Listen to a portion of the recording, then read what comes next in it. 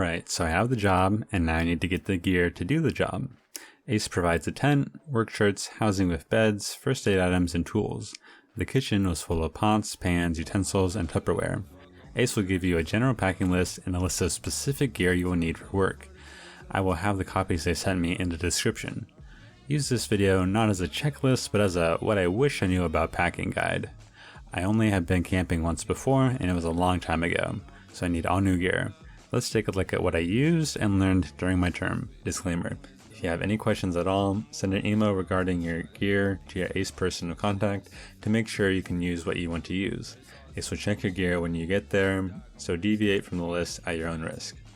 That being said, I had accepted a 3-month program in Ridgecrest, California from January to April.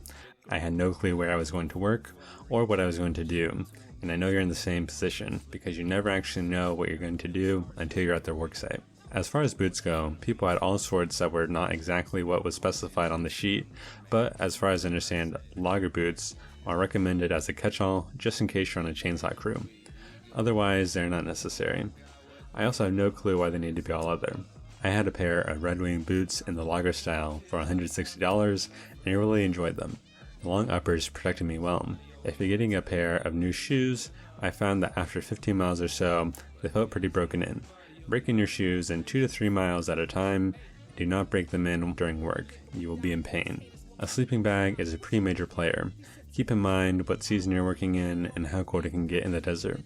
Lowest I got in Joshua Tree in March was about 20 degrees Fahrenheit during the night. Also remember that women typically retain less body heat than men, older sleeping bags lose much of their ability to insulate, and that a sleeping bag liner is necessary. A liner is basically like sheets for your sleeping bag. It helps keep you warmer, prevents your sleeping bag from getting dirty on the inside, and makes cleaning a breeze. I got a Cocoon brand silk liner for $60, and I got an REI 20 degree bag for $100. The combo worked pretty well, but I'm a warmer person, so if you're often cold in your own bed at home, get a 0 degree bag. I always use a sleeping mask and earplugs as well to make sleeping even easier. If you're doing a 3-month term, you can get away without using a pillow. I just brought a pillowcase and put extra clothing in it. It's not the most comfortable, but hey, it's cheap. Keep in mind you'll be using your sleeping bag on off days as well as a thick blanket on the mattress you're provided at your house. That is, unless you want to buy a comforter when you arrive at your location. One last thing people would do is boil water before going to bed and then put that water into a water bottle to help warm themselves in their sleeping bag. I never did this, but some people swear by it. Backpacks are pretty simple. I got an REI Trailblazer 60 liter size for $150 and it worked great. Don't cheap out on a backpack. You don't want to be stuck with a bag that can't zip up. We were typically able to bring lots of stuff on our work trips. I also brought a day pack and a duffel bag. Having 2 bags during work means 1 bag to bring to the work day and 1 that you can keep clothing in at the camp. You could easily go for a 50-liter bag as long as you are an efficient packer. Other random gear notes are water. The most I ever drank was about 5 liters during the workday. Sometimes you can refill water easily at the work site, sometimes you can't. The water I brought was a 1-liter bottle and a gallon jug of Arizona iced tea, filled with water of course. I went through 2 bottles of iced tea containers as one got crushed in poor packing. $6 a plastic container versus buying a $30 water bladder was the right choice for me. A down jacket.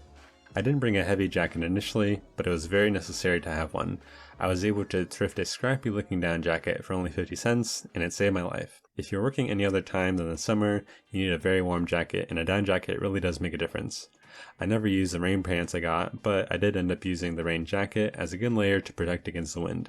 Do avoid PVC style rain gear that will rip easily. My friend Brett worked in jeans. They got ripped up pretty quickly, so work style pants really do make a difference. I had work overalls and I really enjoyed the pockets on them despite them being a warmer option. You will be wearing a hard hat for the entire time you are working, no exceptions at all. Despite that, I still liked bringing a wide brim sun hat for the breaks or wearing them at camp. Work gloves, ear, and eye protection will be provided for you, so no need to get that on your own. Gloves to wear at the campsite if it is cold isn't a bad idea either, and a beanie was a very popular option to stay warm at the campsite as well. You are allowed to wear your own sunglasses as eye protection, which I did a lot. If you're working in the winter, you will inevitably end up using a headlamp because the sun goes down quite early, but I was lazy and just used my phone as a flashlight more often than not.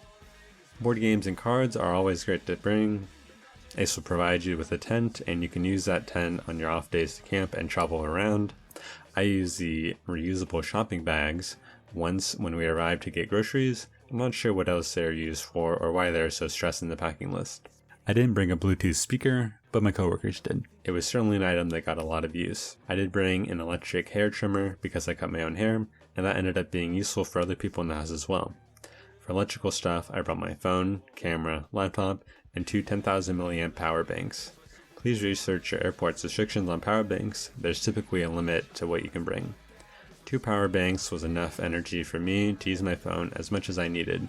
I even used Strava every day for an 8-day camp out and had some battery to spare. You'll also be able to charge your phone in the car, but it's nice to have backup batteries as well. For any other photo people, I took about 100 gigs worth of photo and video between my camera and phone over the 3-month period. I definitely could have recorded more, but I didn't want to remove myself from the experience by vlogging everything. I kept my camera in a plastic bag inside my tent, and it didn't ever get dusty or wet despite harsh conditions. Sometimes you can put extra gear in the trailer during the workday for more protection. You do put your gear at a certain risk, as you often have to leave it unattended in a variety of places, so try to keep expensive tech to a minimum and pack lightly. We could talk about gear until the cows come home, but that's about everything that I have learned that's specific to Ace. I encourage you to research gear individually to make sure what you are buying is of value to you and consider how long you want your gear to last. Now that we're all packed, it's time to book a flight and get started.